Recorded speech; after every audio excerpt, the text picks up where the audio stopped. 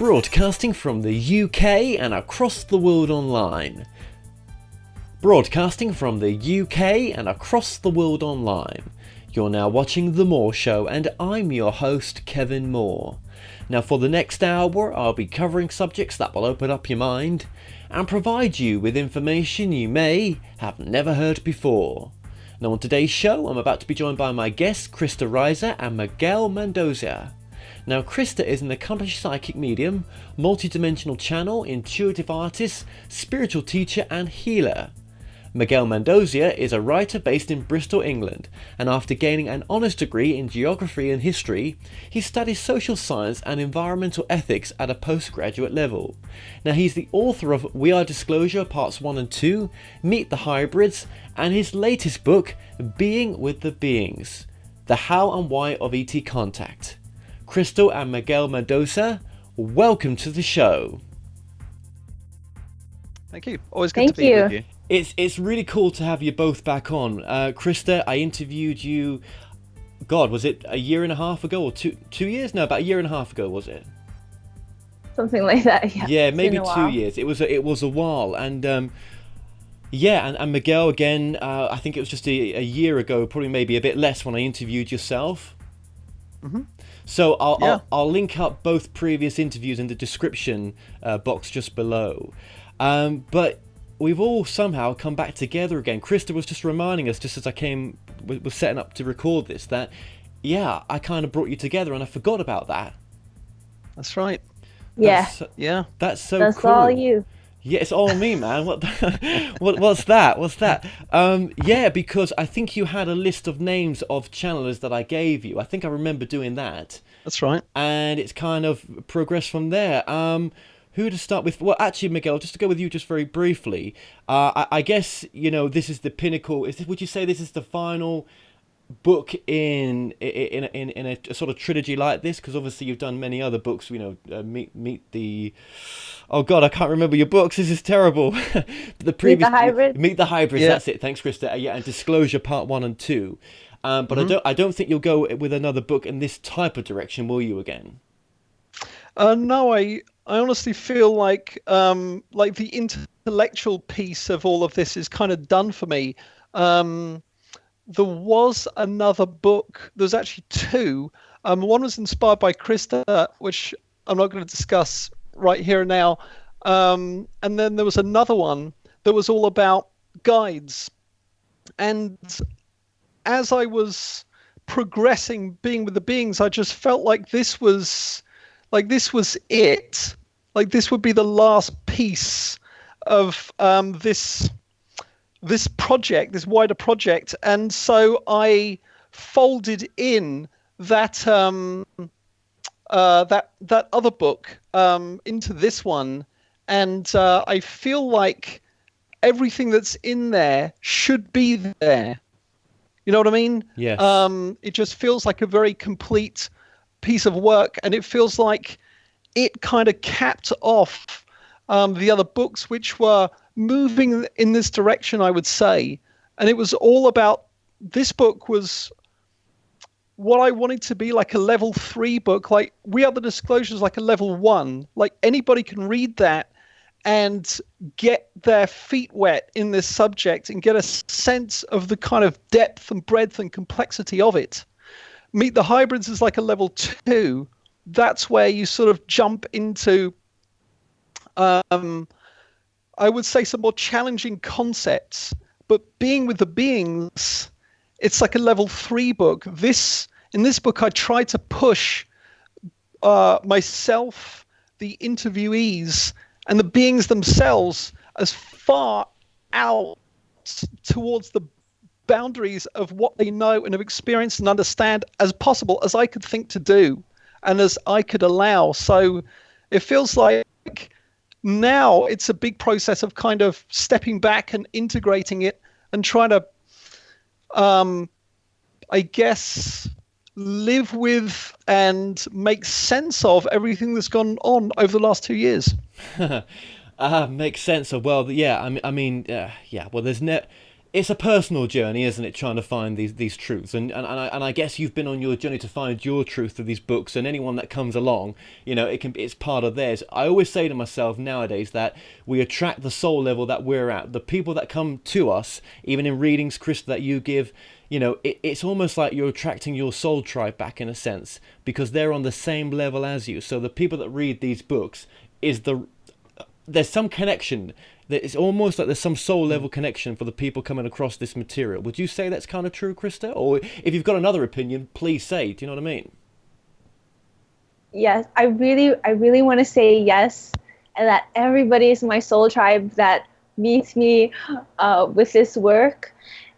And I really want to say yes, because of course the like attracts like thing, and everyone's a reflection of one another. What I've found is that we all have different levels of learning that we're going through, and at times we can lower our vibration and raise our vibration. And I don't think that means anyone's necessarily more evolved. You can just be going through a slump or a really difficult period, and so you'll seek help from a friend at that time.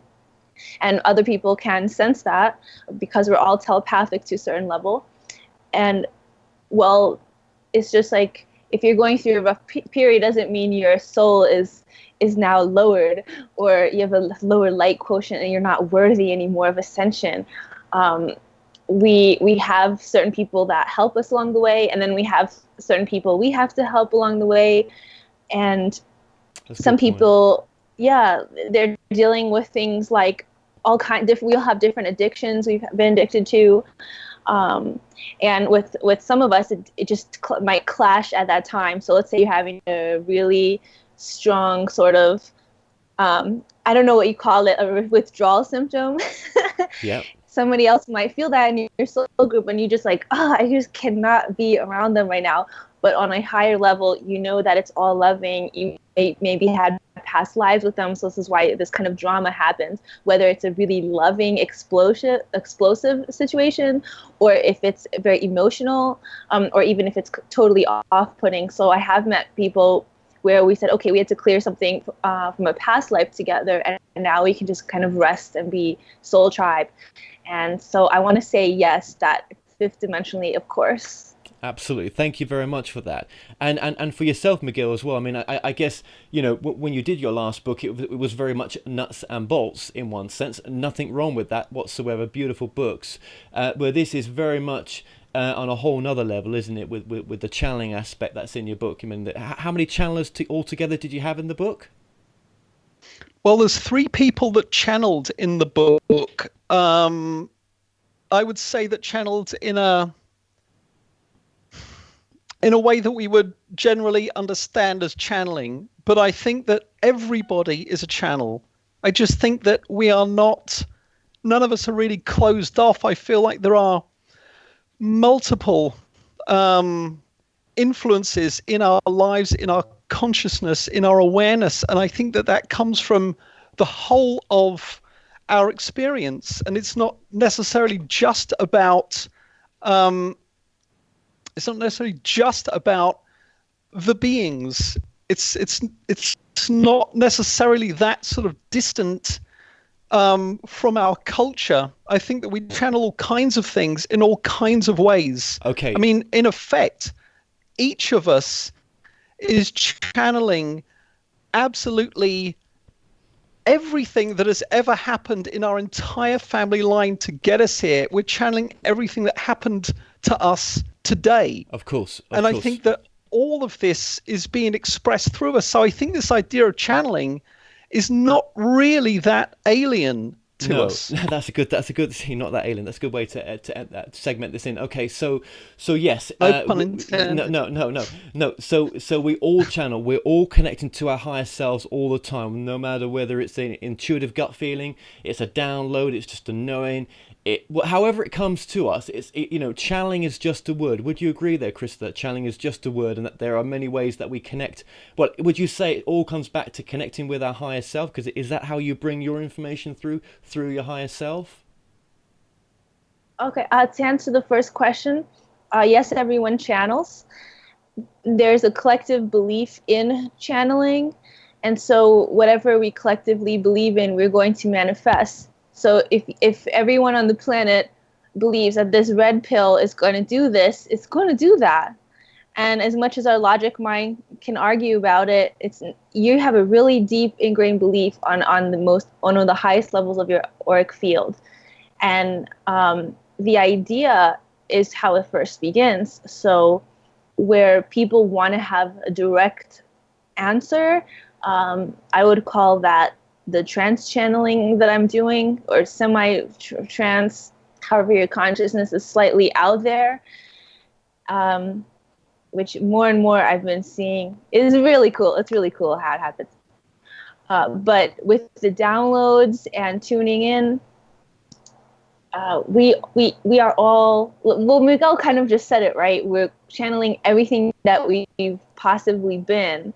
So, I don't want to discount my work. No. And go, yeah, it's just, but there are definitely different ways that people receive information from other dimensions. They use divination tools. They consult plant medicines. Some people just say the right thing. They're extremely psychic. But to be specific, we're talking about the 7th chakra energy center, the crown chakra, which is said to be opening in many, many people this year on this planet, according to a lot of prophets. And there's so much we still haven't discovered about the pineal gland if we're only using about 10% of our brain.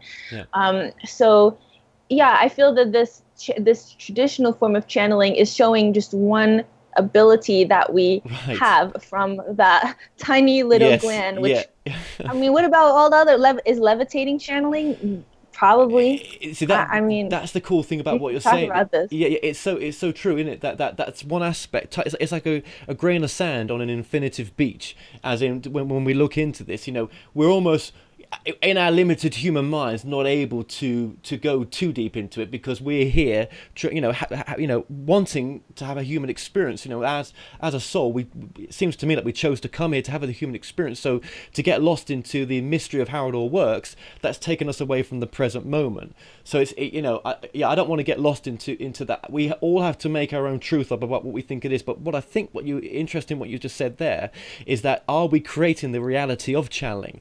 If we want to channel, do we create that reality that we're able to then, are we manifesting the beings that we're channeling in the first place? Are they an act of our manifestation? Did they exist before? I don't know. Do you know what I mean? When you look at it from a different perspective sometimes, because again, channeling before, when you had the Seth material, the law of Ra, sorry, was it law of one One. Yeah, the one, sorry. Casey stuff, they all had their own specific ways of doing it, and they all had their own truth. But I think channeling has really come into the ET side now as well. When you look at the conferences that you go to nowadays, there's a lot more consciousness and spirituality in those conferences as well, which was never part of the channeling community before, was it? Right. I was just saying how the UFO research community could really do something with the spiritual aspect. So people doing mantras and meditation need to meet the scientific researchers so they can understand, because a lot of the scientists are being contacted by extraterrestrials, because extraterrestrials are also in part scientists. So of course they're going to look for them, but they're not open. Let our circle welcome the spirit. They're not doing that in the laboratory. And then if you have a scientific extraterrestrial contacting a group of people with tambourines, they might not have the vocabulary to actually have a conversation. And so this is what's going on, and it's exciting. It's really exciting. I know that's a bit off topic, but the Ryan Council's been talking about this, groups working together, and we're so with this, we're so in the closet with this spirituality still. A lot of people in my tribe they don't want to show their face, and that's really important, because it's just like raising your vibration. It takes a lot for beings in other dimensions to lower their vibration to communicate with us here, let alone angelic beings. They don't really want to. Historically, they've been shot at with nuclear weapons, whatever. And And so, yeah, so it requires a certain maturity and an expansion and an advancement on the human part to meet that level of consciousness. So, boy, I could talk about this forever. Hi, I'm Kevin Moore, host of The Moore Show, and it's my passion to help you live your best life now. You might be looking to find answers on love, connecting with your life's purpose, reuniting with a loved one on the other side, discovering your past lives, or just helping you make sense, finding your direction now. So The Moore Show has collaborated with the most gifted readers around the world to form The Moore Show Psychics. Now, my readers have a large range of skills to choose from to be of service to you, and all my psychics are interviewed to show transparency, with each interview available on the website. So call now, dialing the numbers on the screen to speak to my operators 24/7, or go to tmspsychics.com to choose a reader or book online. The Moore Show Psychics, helping you transform your present moment into the most loving and happiest it can be. Now, I also offer a full money back guarantee, so what have you got to lose? Empower your life now.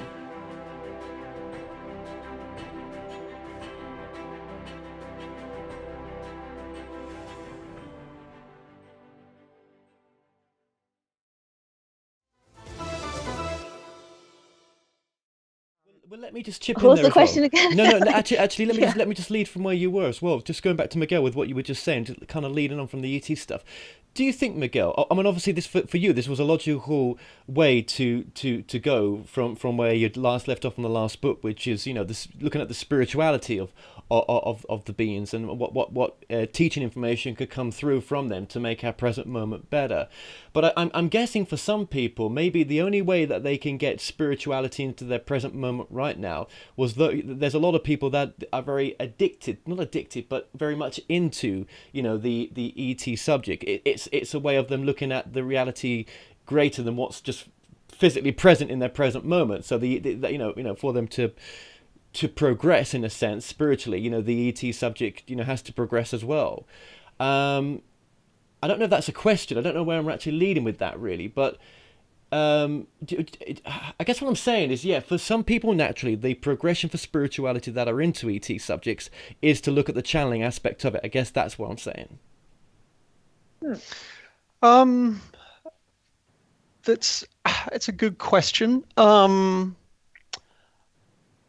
There's a lot of people, I feel like in We Are the Disclosure, I saw a big kind of split, I would say, or there's a spectrum, let's say, in this subject, and it goes from, let's say, on the one hand, you have the historical, technological, political, masculine kind of end, what I think of as the masculine end, where it's about hardware, technology, conspiracies, government stuff, whistleblowers, ground traces, radar tracks.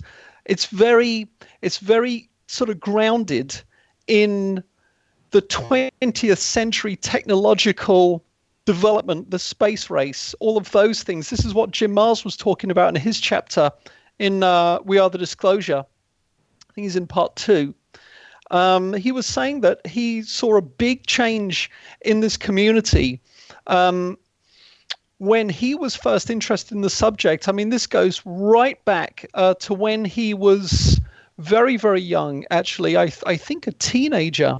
And I think he was like on the college newspaper and following stories about UFOs and so forth. And he was very interested, but then he had a big break. I think he did. I'm trying to get this in the right order, because he was very interested in the subject, very aware of the community. And he said that at that stage, at first, it was a lot of guys, older guys, who were interested in, I mean, all these guys coming out of World War II. Yes. And there was just a big interest in always developing better weaponry, better aircraft. So his generation, or the generation that were first looking at this stuff, were very interested in those kinds of aspects of this. However, he then had a large sort of break from that community. He had a family. He did Crossfire. And when he was touring, talking about Crossfire, the plot to kill Kennedy, which was, as I'm sure you know, one of the books that was very influential in the movie JFK. That's right.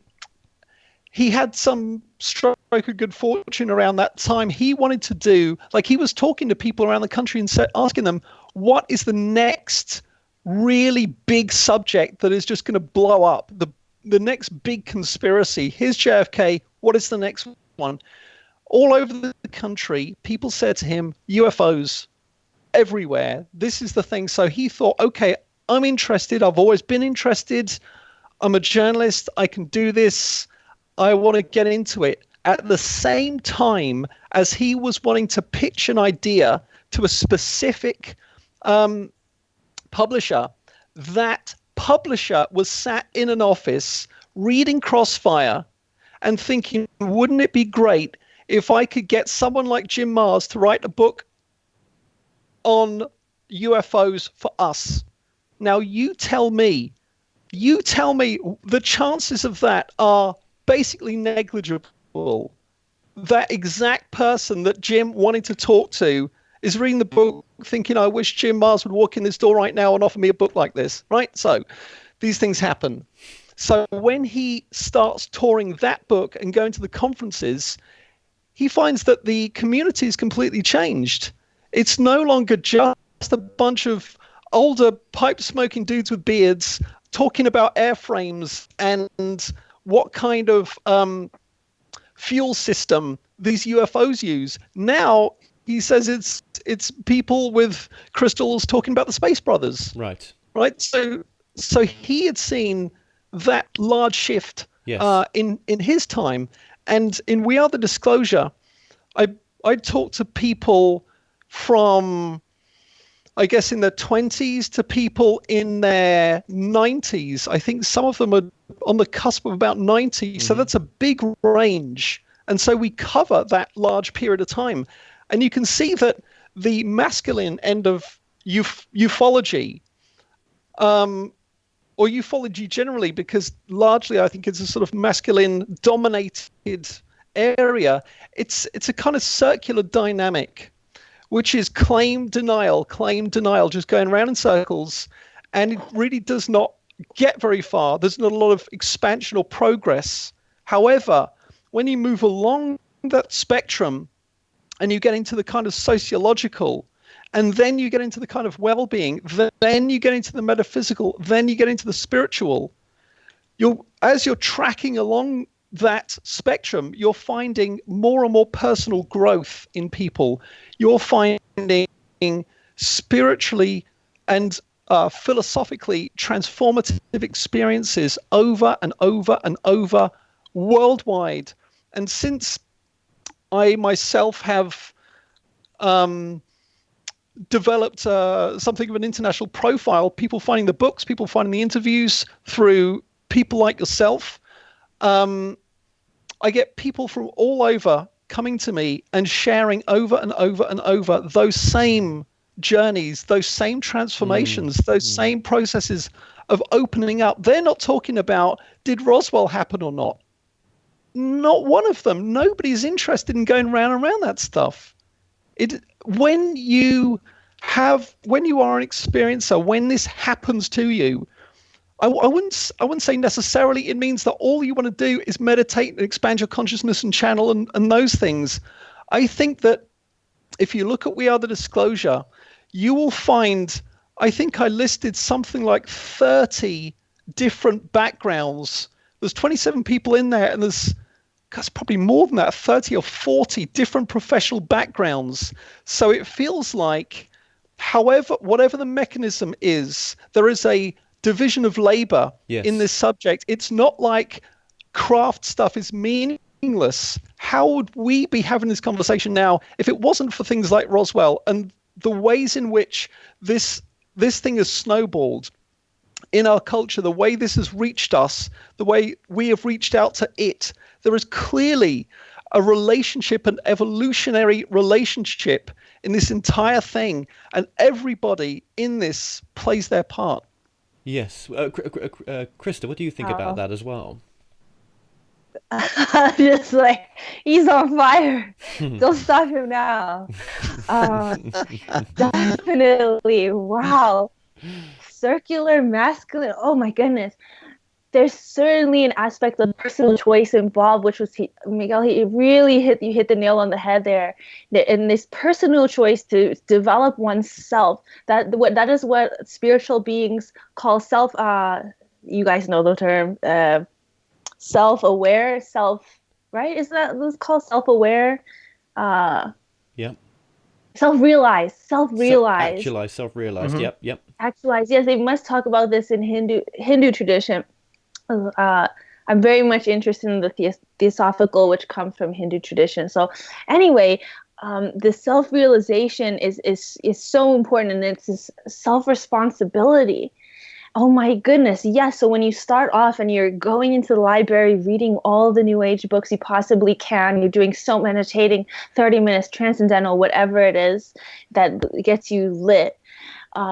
Then there are more and more layers, as people like to describe it. There's many layers to this. So I was mentioning the science. You were talking about military-industrial complex. Then there's the whole working on my issues and my addictions. We've mentioned how people from all different kinds of backgrounds. Now, people from the Pentagon have been coming up to people such as myself, and also I talked to people who are on YouTube making public YouTube videos, not really into the idea, but young people around age 20, early 20s, they're using plant medicines at a party, and then one by one they're seeing the future, or they meet someone from the Pentagon. I mean, all kinds of stuff you just couldn't imagine in a storybook, this kind of life unfolding. And it's not out there in regular media, on regular broadcast television, on your evening news. They're not talking about this. And I've met people from top-notch positions, doctors, lawyers, who did voodoo in the Caribbean, whose aunt was a healer. My great grandmother in Detroit, a Black Detroit, she was called a mind healer. So they've had this. This has been going on. Ancient Aliens is trying to explain to everybody. We've had ET here, and I met one woman at a festival who she was almost diagnosed as too out there. So they wanted to medicate her, typical starseed story, but she is very much in tune with that next dimension. And it's pretty much that there's the idea that if we can cross over through this veil, if this veil gets lifted, we will see the craft. We will have this. It'll be like everyday fifth dimensional living, and people tap into it. Diana Cooper, she's one of my favorites. I call her the Angel Lady of United Kingdom, whereas Doreen Virtue's the Angel Lady of the United States. Anyway, she says we're here to anchor these pillars of light from the fifth dimension. You could just imagine that in your visualization. But if you think about it like that we're all pillars of light, and we're lighting each other like candlesticks so we can light others, that is how we will raise up into that, or simultaneously to that parallel reality, because we're creating it. And it might sound really tedious. This is probably the problem that a lot of left-brain thinkers have with New Age and meditators, and light workers, is they want physical, tangible stuff. But see, I'm here to say, use whatever you have as your pathway to get there. So if you right now in your life, you have so much negativity in your life, you just need some crystals because you just feel like working with crystals, or you want to do a goddess circle, or you need to do an ayahuasca in Peru. I mean, this is what people are doing. I'm just reporting. Then you go and you follow your highest excitement, like Bashar says, and then the pieces will come together more and more. And you have to, I'm here to say that we have a mission, and we have to kind of step it up to get to that mission, because it is actual physical stuff, is quantum physics. It's happening on a quantum level, beginning on this fractal consciousness, which I'm currently looking into, because I don't have a background in science. I've studied calculus. That's about it. And then and then you have people who have little bits of pieces from spaceships and whatnot, and they're like, oh my god, who am I going to turn to? Everybody, look, I have this AT artifact. They're really here. They're really real. And these are the people that need to be leaders, and they have to do something with it. So we're no longer in this time of seance, 1800s. You guys know the Victorian times in the basement for Saturday night entertainment. It kind of is, and that's okay. But there's a whole other level to this where we already know that the government's been hiding a lot of information, and we can't rely on them to do a mass disclosure. Like Miguel wrote the book. I made a video. It says, "You are disclosure." He wrote a book called "We Are Disclosure." That is exactly what we're here to do. And yeah. Well, do you find, here's a question, maybe, I don't know who wants to answer this first then, seeing as we're talking the line that this has gone down. Do you think any of this matters? Do you think a lot of this is distraction? I mean, like, I've said in previous interviews, I watch it, Alex Jones, InfoWars. I find it to be, I watch it from the perspective of just to see that actually there's got to be a better way. I don't like Alex Jones at all for what he stands for. I think I watch it from the perspective of, wow, doesn't fear sell? Isn't fear addictive? Where is the solution in any conspiracy theories? Where does it make anyone's lives better in any of this? Where do you think a lot of what we're talking about right now, and I'm just wanted to put this out to be provocative really, do you think it's all distraction? Where's anything that we're talking about that makes our present moment better in this life right now? Does that come from the teachings that come from people like yourself, Krista, that you're pulling through from these entities? Well, the entities that I'm channeling, I feel everything they're about is to make it less fearful for people. And even to this day, I honestly feel I'm the fluffiest bunny, but people don't think people are frightened by me, and I can't change who I am to mold myself into what everybody else wants. But so this is why I'm not the only one here doing this work. I'm not the only channeler out there. It's because the way you do it in your unique flavor, it might be less fearful for somebody. Maybe someone had a bad experience with someone that looked like me or had hair like me, and so they're just never going to talk to women with curly hair, and I just get away. So you need a conduit that speaks your language. You need them to dress a certain way, understand your culture, so it's more of an easier, gentler, I feel in some ways a more Pleiadian type of diplomacy or ambassadorship. But some people like to get rumped, and they've also on Orion Council there are beings who are very direct, and it frightens me sometimes to channel some of their messages because it's really direct and hardcore, and but some people like that. They're just like, get to the point already, Orion Council, just tell us what's happening, and that's where the conspiracy question comes in, because I've been accused of fear mongering, just posing simple questions like about what is the reptilians, are they really doing this? And people say, you're fear mongering, you're psychopath, you're hanging out with psychopaths or whatever.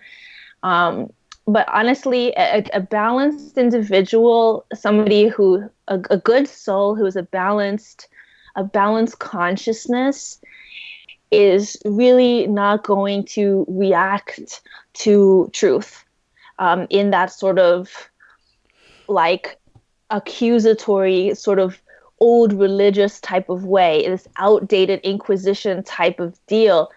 And that's stating the obvious, but there are lots of people on this earth who still kind of have that mentality, and it's really shocking for conscious hybrids to deal with that sort of thing. Well then, what teaching information? And I'll get back to you, Miguel, in a bit with this. But for yourself, Krista, what teaching information came through for yourself in this book? In general, would you say? What were some of the key things that came through that have come through that again, bring back to present moment to make this incarnation as we're here now a little bit easier?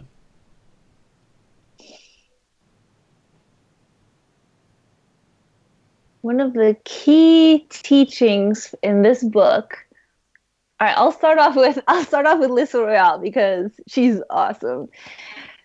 Lissa kind of, she takes you into a higher dimension without you even knowing it. So when she's bringing in her Pleiadian counterpart Sasha, it's like you're in the channel. So when I'm in the channel, you understand everything. Everything makes sense. You're able to see, you're able to put greater pieces together. And people who've done psychedelics have had the same experience. It's like your brain starts to realign itself. So imagine somebody doing a puzzle, putting the puzzle pieces, and they're just doing it super quick, and everything works. Everything works. A broken machine starts functioning again. The computer is flickering on. The spark plug is now everything. The current is running. This is how I feel reading Lissa's information. And I feel that from the other channelers. It is just very exciting. I have a personal relationship with the Pleiadian star system, so I really resonate with people who are bringing in Pleiadian frequencies. But you also can feel this loving sort of knowledge and this upliftment from all of them. That and then they each have a piece. They each have a teaching. So when Vashti was talking about the trickster energy and having a sense of humor about it, that made sense to me. And when Rob was explaining detail by detail the minute parts of what it is like to open your consciousness and receive, and then go onto another planet with a consciousness of Treb, I mean, it just made sense to me. And it's like, you can choose how you want to do this. And Vanessa has really clear communications with multiple different beings and the names, and Ashley Louise paints them, and it becomes so real for us that I feel like they're offering classrooms in this huge building, and you can choose if you want to, which one you want to major in. Yeah, that's how I felt. Again, that goes back to what I said. I think just listen to what you've got to say there, is that everyone's got people that will come to this book may have different chapters that resonate more with them, because that's just the level that they're at. Where some people will come across channel material and they just can't watch it, they can't read it, because they're just not at the right level to receive that yet. You know, they're not. It's not for them right now. That's the way I look at it. When I've come across channel material myself, which I'm like, even like the Seth material, sometimes I'm like, woohoo, this is a little bit deep here. I love Seth material. Oh, Seth material is great. Some of it's may I say, important point here is go. Yeah, what's coming up is the reptilians in this book. There's about 3 different parts where there's reptilians that are in the light being communicated. Now, I thought I was insane when I was channeling that there's reptilians that have been integrated into the light. I thought that was one of the craziest statements I said, let alone that there's amphibians from Beetlejuice. I told my mom they're from Beetlejuice. Anyway, that helped me because I've had an issue with some reptilian type of beings. And, yes, everyone has their own different experience, but I've talked about this on YouTube many years ago. I did mushrooms one time, and I believe I was in contact with a reptilian, and it scared the living daylights out of me. And so I went to a healer, and she said, okay, the reptilian's gone. He's not coming back anymore. Like, she waved the magic wand. But I'm sitting there going, WTF, This thing is real. They're really there. It was evil, and I didn't like it. And I had no one to really help me. My friend was holding up the Holy Cross when that happened. And at the end of the trip, I just saw, if I had listened to good music, Enya, that would have never happened. And I would have preferred to just talk to nature spirits and the plants, and I was talking to a leaf about the universe. But anyway, that I never had that same fear again. So I beat the fear of the reptilian, and now reading this book, there's people that embrace them. There are people that say that's their best friend, and they had the glittery art photo of the reptile with the stars around it. I forget. Was it Darlene? Was it Darlene who had that one? I'll show it here. This just changed me, this piece of art. It's probably a piece by Kasara in Juju's chapter. Yes, I believe so. Here's, yeah. And there's so many wonderful images. And this is from the book, yeah? This is from the book. Yes. Yeah. Yes, yeah. Yeah, there's 26 images of... Juju's chapter, yeah. Yeah, of various right, yes. beings. Yes. Powerful, isn't it? Yep, Kasara's art. The Fajans from Faqui. Fagui. There's one of Vanessa's aspects, Vanessa Lamort's, her Syrian self, and that's by Ashley Ruiz. I loved Ashley's work, and Vashta's, and Kasara's, and Tatiana Rumliotti's does light language script. Like, that's the last image in the book. And so basically, Vanessa suggested that I put images in this book, and I was all about this because I'd wanted to create a website just for very activating images. And so when I was doing this book and Vanessa suggested it, I was just on it. And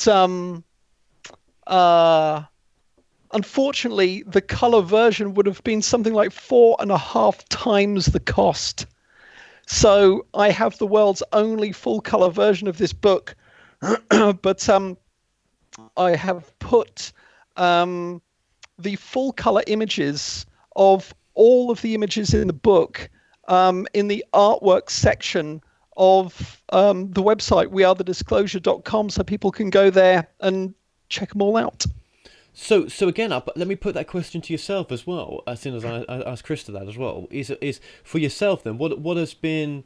Well, I'll ask it in a different way. What has been some of the teachings that have stood out for you in this latest book that you've done that really were, that really have shifted your, obviously you've been on your own personal journey here, haven't you? I mean, you've done this book for everyone else, but you did it for yourself as well. So how have you shifted, and what teachings shifted you as well? That is a very big question. And it would take me, to do it justice, it would take me a full hour, wow. I would say. Okay. We haven't got easily. That. So, I think the short answer is that the whole process has helped me to understand why I've always felt the way I have about being here, the way that I've always felt like a sort of insider-outsider among humans. I never felt like I really understood this species. When I was, I think in my 20s, I wrote a novel about beings that had come here to study humans during the Cuban Missile Crisis. But one of them basically went native and became a hippie and kind of joined the counterculture and went native, basically. And I realized years later that I'd actually been writing a story about the way about my journey, the way that I have felt here. But until I began to really open this stuff up with all of these people who have shared so much about themselves and their journeys, their understandings, their connections, it was a weird thing. It was almost like ice water trickling down my spine when I started to realize during Meet the Hybrids that when I was going through and transcribing the interviews, typing them up, reading them over and over, I just had this creeping feeling that I think I'm more connected to this subject than I realized. That in fact, I'm not just the polite social scientist sitting on the periphery, taking notes and publishing what people have said, that this is actually my story as well. And so in this book, I've begun to share more about what my journey has been. And this, I guess it includes various types of contact, telepathic, I mean, the book itself began as a download. I mean, the title, outline, list of questions, and list of participants were all just showed up in my brain one after another. Bang, bang, bang, bang. And yeah, and you know the rest. I mean, I spoke to you just days after that because we did an interview. That's right. And at the end of that conversation, I asked you for some suggestions. You gave me a list the day after I spoke to Ruben Langdon, the filmmaker, and he gave me the same list you did. So that rounded out the 9 people. Wow. That, yeah, I mean, it was like that. It was so many pieces of this just falling into place that, you know, it was like, okay. But what really got me was that when I was shown the list of questions, that the last one was, what message would they like to share?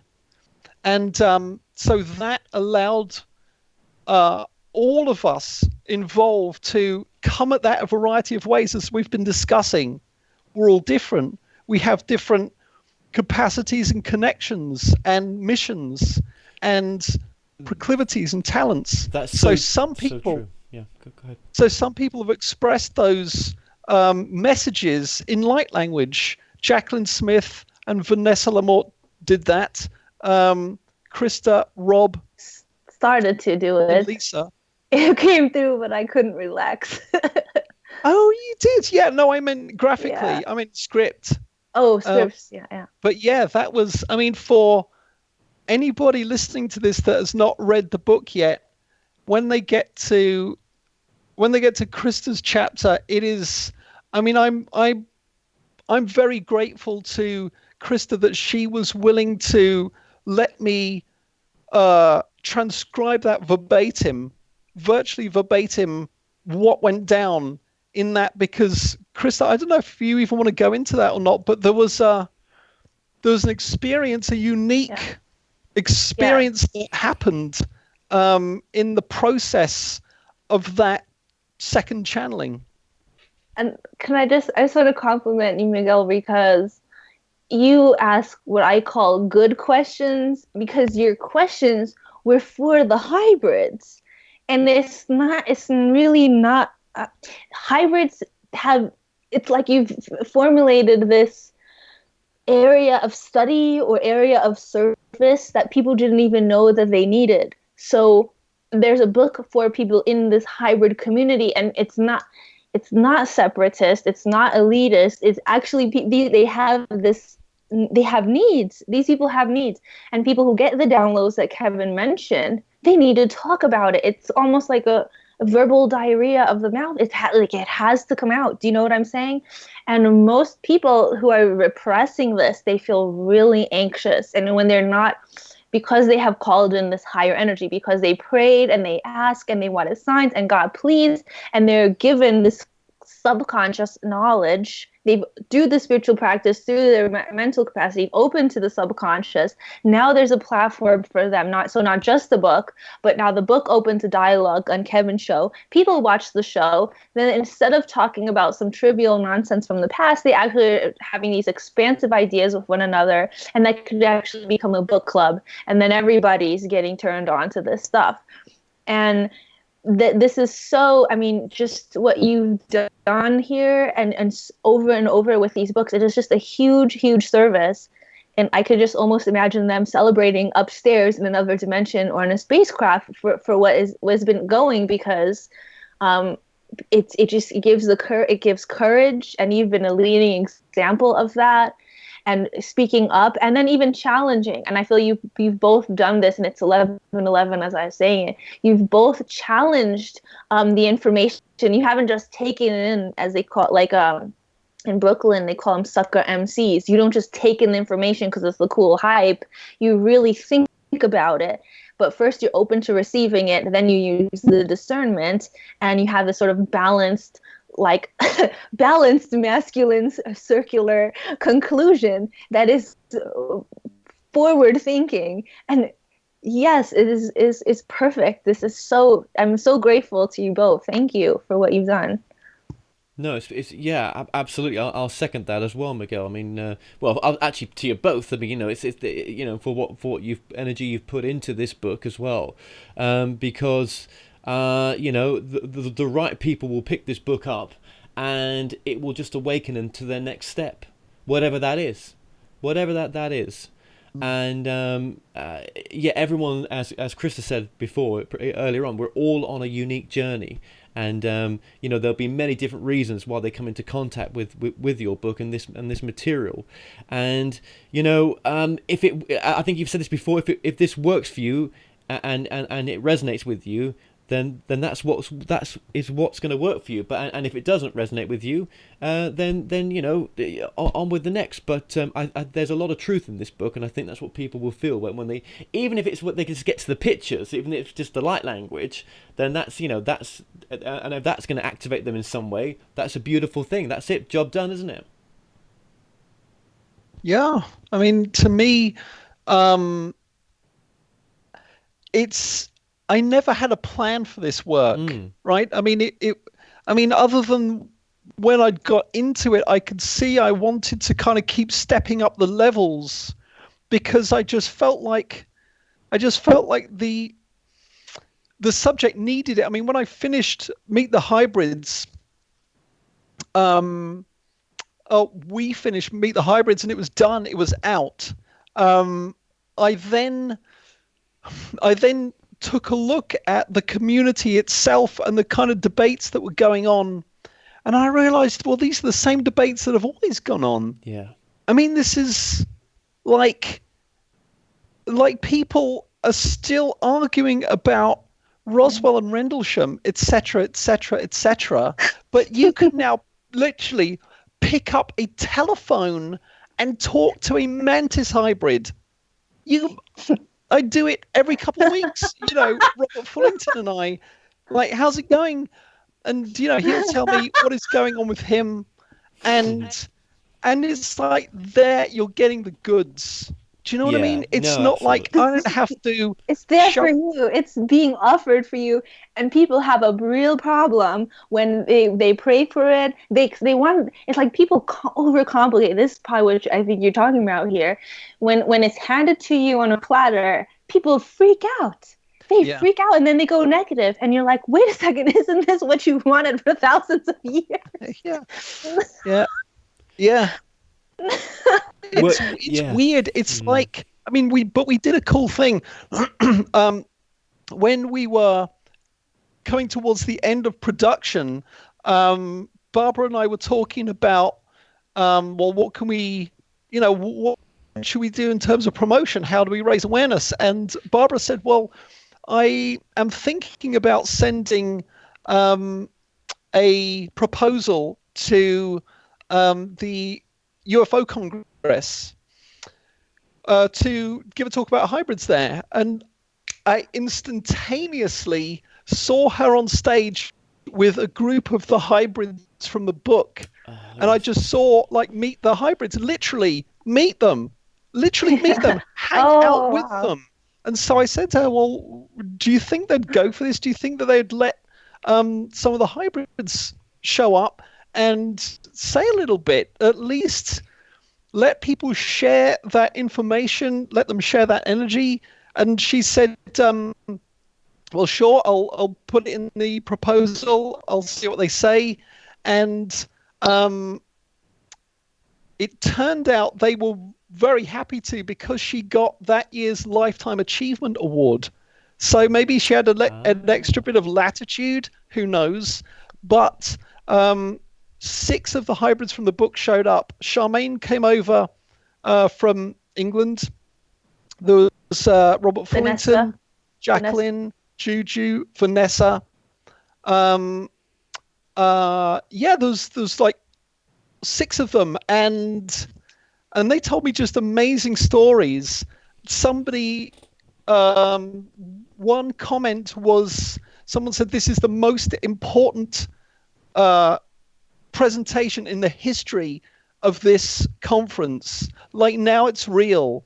Now it's like you're skipping over that thing of, did freaking Roswell happen? but no, not. It slowed down. There's a limit to what you can get out of that same discussion. 70 years.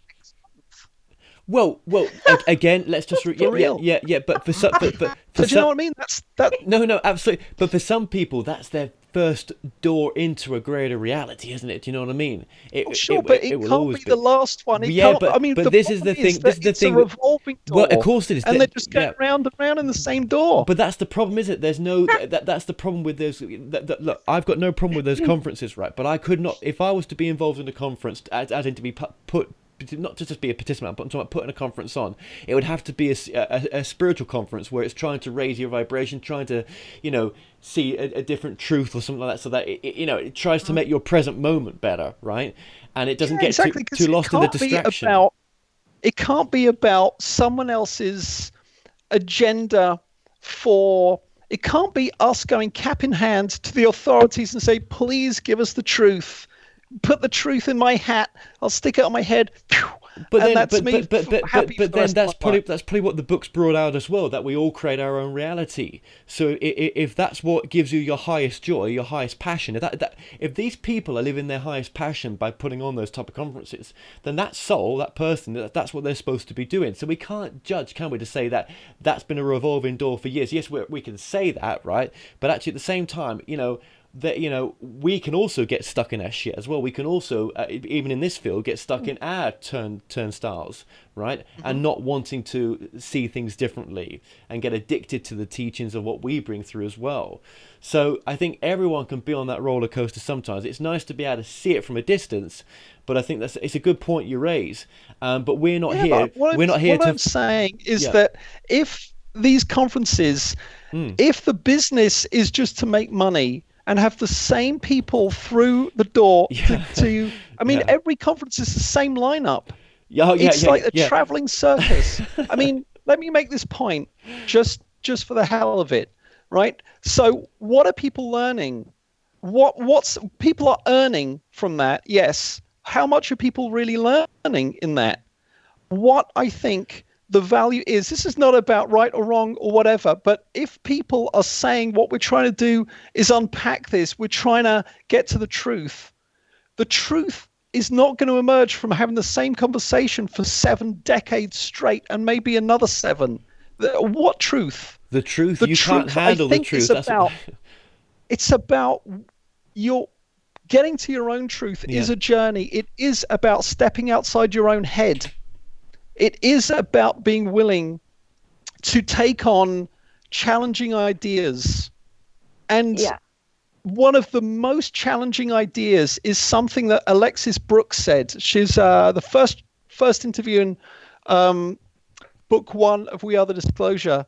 She said the biggest, what was it? The biggest... Something like the biggest, oh my God, I'm actually going to have to look this up. Sorry, Alexis.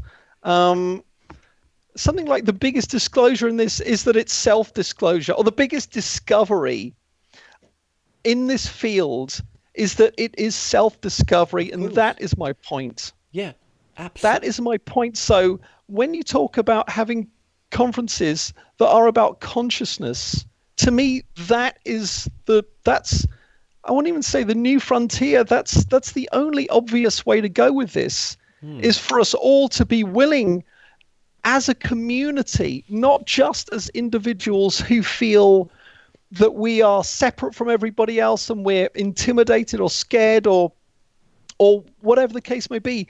The internet exists. Virtual and actual communities exist all over the planet of people who are experiencing these things, right? We all know this. Yep. Anybody who spends 5 minutes on the internet knows this. So it's not like anybody has to do this alone, which means there's a limit to how much fear you need to carry through this. Because fear, what is that? Most often in life, it is the unknown. So the unknown becomes knowable when we all come together and we put in our piece and we simply say, with humility and openness. This is my understanding. This is my experience. I will offer this to the process. And to me, that is where you can go through that process of self-actualization. You become not simply one name, one body, one personality, going through life from birth to death, trying to get through each day and not think too much about stuff. I think there's a lot of people, I think the top-down disclosure subject, it kind of feeds that, because it's in a sense keeping a lid on you. It's keeping a lid on your consciousness. It's saying, we've got the truth, and maybe one day you'll get it out of us. Instead of you are truth. You contain your own truth, and you are, like Krista can show, she can demonstrate right now, if she felt like it, that we have access to an incredible amount of very profound information. I'm always open. Anything you can think of. Like, I want to say real quick, I'm completely dedicated to this, and from the past couple years, I've had to go through a heck of an internal process with this. I thought, hey, I'm gonna write this book now. Everyone's gonna get this book. The whole world's gonna light up. We're gonna have contact, and done. Then I'm going back to the Pleiades. It was not exactly like that. There's all kinds of curveballs coming, and you have to kind of look out and do this and handle that over there. And I didn't know I had this issue. Whoa, this Arcturian lady did Reiki on me, and I started crying out of nowhere. I was a fairy in a past life. Like, what's going on right now? Am I insane? That's been ongoing. Am I crazy? No, oh no, other people have that experience. Okay, it's all good. And it's kind of, when you talk about truth, that there's been wars, religious wars over the truth, and we talk about suppression of truth seekers, people revealing the truth, people screaming the truth, people gently trying to tell you, people not sharing because they're not worthy of the truth. And this is why this third eye stuff is so popular, explosive right now. Everyone wants the amethyst crystal. Opening that third eye is because it's about, look at what's in front of you. Look at who's in front of you. If your 5-year-old is saying, mommy, I was floating out the window and these grays abducted me, are you going to listen to your child, or are you just going to ignore that reality? And I dare say that the consciousness is moving in a direction, just like the Earth is moving through the universe, is spiraling at a very fast rate. There's some facts to life that you cannot deny. We cannot lie to ourselves that the sun is not going to set. Yes, it's going to set. At 6:50 p.m., the sun is going to set. You're not you. You don't control that. I don't care how many psychedelics you took. You are not controlling the actual physics of you. Have gravity, you are not flying. And then a lot of people don't want to hear that. They have a messiah complex. They got lost. Their soul parts haven't integrated, so they went far out and they didn't know how to anchor their conscious information downloads back. So they're lost in their driftwood of the astral plane. This is like a huge issue here. Alice Bailey wrote about it. It's called The Glamour of the Astral Plane. And right now, if we're talking about fifth dimension. People haven't even grasped the fourth dimension. And fourth dimension is all potential. This is why self-help is so explosive and positive thinking. It's because people haven't even got that down. So it's not about better or worse. It's just we're here to uplift. We have soul contracts to work with certain people. Right. And if you're not doing that job, Again, sorry to say, man. Yeah, no, absolutely not. And I'll put my 10 pence in there as well, that as long as you're living your highest joy, and it's like coming from love, and it's not hurting anybody else, whatever that is, then that's a cool thing. But I mean, when you become awake and you realize that maybe what you're doing isn't helping people, that's when you have to say to yourself, well, how much is it coming from love? And do I actually enjoy it now that I've realized that maybe what I'm doing is not coming from love? But people are very easy able to. But a soul comes here sometimes, as you said, Krista, on a mission, and maybe it's blinkered to some facts of what I've just said, because what it's going to do is going to have so many ramifications for the people around it. So, we don't have all the answers, do we? Well, we can channel a truth to find the answer, and we can channel our own truth as well to find our answers. And I think that, as Miguel was saying, all truths lie within. And actually, you've got to come up with your own truth. I think that's what you were trying to say as well, Miguel, that if you can come up with your own truth, and I'll add, as long as it comes from love for yourself and others, well, that's a great place of empowerment, isn't it? Rather than getting indoctrinated in some religion where it tells you what to do, tells you what to think, tells you how to be. Being self-empowered is a scary thing sometimes, isn't it? Most people don't want that. They want governments to look after them and everything else. But 2017 and beyond now is a great time of change, isn't it? Where it's about shows like this and the products that you're doing and the services that you're doing and the lives that you're living and the space you're coming from to help awaken other people. It's really so important. And again, you're doing what you both love. That's the most important thing. You're an example of that. No matter if it's not someone else's truth, it doesn't matter. Yeah, and I also believe that there's probably I think people are too ready to feel like they've found the finish line as well. Like, oh, I've got it now. Thank you, everybody. I've sorted it. Get over here. If you want to know the score, if you want to know how all this stuff works, take a seat and pin your ears back. And it just is not how it is. Every single, if you think about it for 5 seconds, you will recognize that what you believe today is not what you believed a week ago or a year ago. It's impossible. You're not the same. The world is not the same. The only constant is change. Everything is flux. Truths are mutable. And so the idea that I'm looking for the truth, it's like, what is my truth in this moment? Yeah. I guess that's where I've come to, because anything else is probably unhelpful and unrealistic. That if someone explains to me, oh, here's how it works, the fifth dimension is this and ascension is that, and you need to be like this if you're going to ascend and blah. Well, that's okay. That seems like a lot of work. It seems super complicated. Am I worthy? Can I get there? To me, that's a lot of work. To me, it's always got to come down to the present moment. It's how do I want to behave now? It's not like have no thought for the morrow. It's not that. I worked in sustainability for 10 years. Humanity is going in a very, very dark and avoidable direction because of that take no thought for the morrow attitude.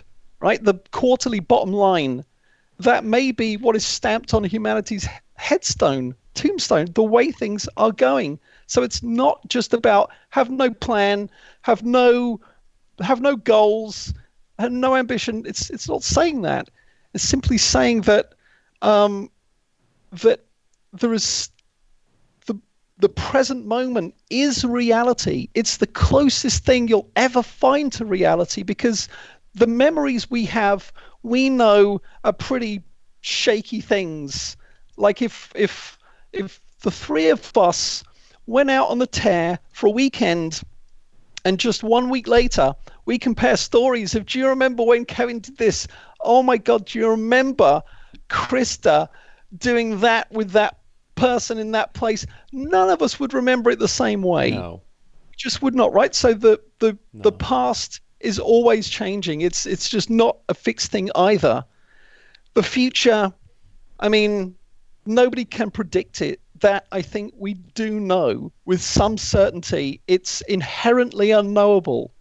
I think there's probabilities and possibilities there. And a lot of people, I think, spend a lot of time being very unhappy in their life because they're regretting the past or worrying about the future. The present moment is where you can know the world and you can know yourself. Yeah. There is something when you open up and you just say, what am I sharing this space with right now? What is this telling me? What is on offer to me right now in the interactions that I'm having, in the resources I have, in the pull that I'm getting? What can I manifest? What can I manifest for myself, for other people? And that's only ever going to happen in the now. Yeah, absolutely. Well, you were on a roll there, man. I was about to ask you, what is your most important message of the book? But I think you've answered it. Do you want to add anything to it? What is, if you could sum it up just briefly, I think you've done Play it. the guitar. Yeah, play the guitar. Yeah, do what you I love. love guitar. I love Do what you love. Do what you love. It's, I mean, there's, in a sense, there's no real mystery about life. It's like, don't be a douchebag. Don't hurt other people. Don't get up in the morning and think, how can I screw everybody else over? Just have some love for yourself. I think know yourself and love yourself. And this is nothing new. It's not like some being said this to somebody that I interviewed and I went, oh my God, there it is. I've been waiting all my life to hear that. This is ancient. This is something every child is told. This is stuff that I believe is one of the most fundamental messages and ideas in existence itself. It's trying to know the self and be the self. And I think that's where happiness is. And I think where there is happiness, there is energy, there is a flow of energy, there is a joy, there is an opening up. Yeah. And yeah, I mean, you could say that in the grander soul narrative, maybe you only get the learning you need through conflict. Maybe you need to break someone's nose or have your nose broken. Maybe that had to happen. Maybe you both agreed. And in a certain soul narrative, that would only take place because you and that person agreed. This is an experience we want to have, and we can't generate energy in any other way. But I think in terms of the sort of day-to-day happiness, I think that I have come to feel, I think a lot of it is just having a sense of a much greater narrative, having the sense of multidimensionality, having the sense of being the whole of the universe, Whatever is happening to me is happening to everything, and vice versa. And there's a breakdown of ego that takes place. There's a kind of merging. There's a sense that I am simply an aspect of creation expressing itself. And I'm almost like a nerve ending on the body of creation. And whatever that nerve ending, whatever I'm experiencing is being transmitted through that whole organism. And I'm actually writing a novel on all this stuff now because it's the only way I can actually begin to truly open this stuff up in a way that I think is easier for people to get a handle on. They don't have to sit there and think, oh, someone's trying to persuade me about X, Y, Z. It's just, here's a story. Someone's trying to with, remind I think, me. I think it's a lot of universals, right? Yeah. And those universals are things that have always been here, will always be here, and I think we all know. Beautiful. No, that's great. And thank you for that. That's, Krista. And one more thing. Can I say one more thing about this book? Why this book is so important? And you mentioned Roswell. We're talking about a book here, and books contain, whether it's digital or physical, they contain a certain frequency of light. It's frequency. There's no language necessarily. Maybe the ETs have an explanation for that. But when you read a lot and you enhance your brain and you study things and you take in new information rather than reading the same paparazzi gossips, celebrity, what purse they were carrying today and who broke up in Hollywood, you'll start to enhance your mind.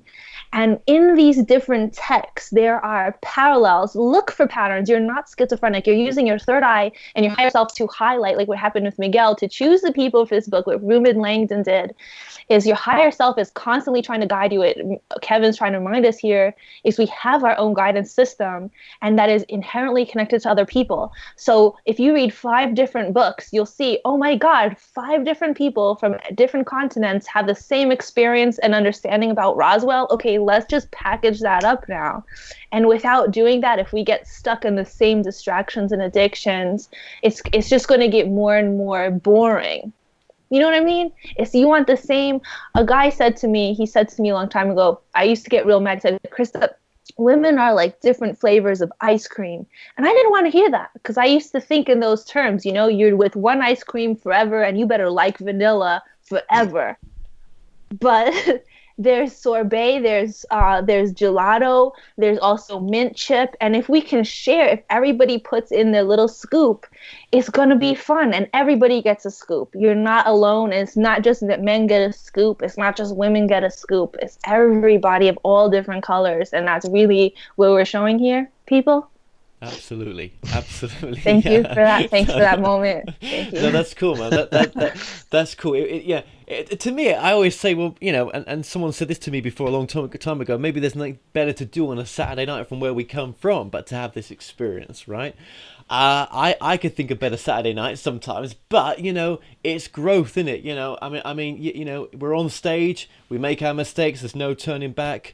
You know, you just have to keep going and. What an amazing journey it is, though. But I'm totally with you both. Well, you both come from that space of doing what you love to do, and you know, and that's got to be an important part of taking your power back as well, I think. And it's not an easy journey to get there, and we could carry on a lot longer than this in this interview. We're well over time right now, so I'd just like to say, Miguel, and oh, actually, just get your websites just to begin with. Miguel, your website is. Yeah, it's wearethedisclosure.com. That's the main one. And there's We Are The Disclosure SoundCloud and YouTube channels also. Okay, we'll link those up in the description. And Krista, your website? And mine is my name, KristaRaisa.com, KristaRaisa.com. Excellent. Okay, well, throughout this interview, your books have been coming up, your websites have been coming up on the screen as well. Guys, just thank you so much for coming on today. It's been a complete pleasure to have you on.